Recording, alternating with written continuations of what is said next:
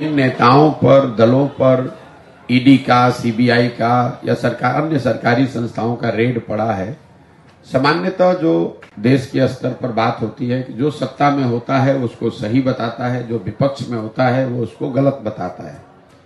मेरी अपनी समझ ये है, मैंने पहले भी इस पर टिप्पणी की है, जिन पर रेड पड़ रहा है ये उनकी जिम्मेवारी है कि वो बताएं कि वो सही है कि गलत है। सामान्य जनता के नजरिए से दिक्कत इस बात से नहीं है कि अरविंद केजरीवाल पर रेड पड़ा, कि ममता बनर्जी की पार्टी पर रेड पड़ा, कि लालू जी पर रेड पड़ा। जिन्होंने गलती करी है अगर रेड पड़ रहा है तो वो सब ठीक ही है। जनता को चिंता इस बात से होती है और सबको होनी भी चाहिए कि वही व्यक्ति जब सत्ताधारी दल के साथ जुड़ जाता है तो उस पर रेड होना बंद हो जाएगा। तो अगर जो जिसने भी गलती की है उस पर रेड पड़े, उस पर कार्रवाई होनी भी चाहिए, उससे कोई दिक्कत नहीं है।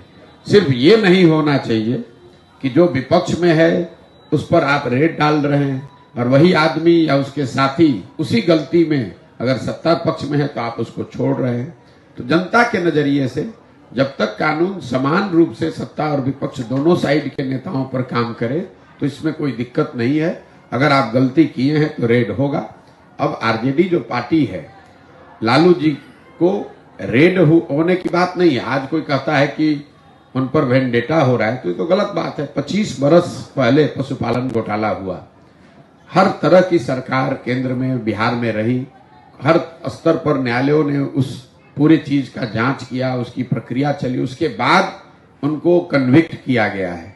तो आप ये तो नहीं कह सकते हैं कि उसमें कोई प्रमाण नहीं है, कोई गलती नहीं हुई है।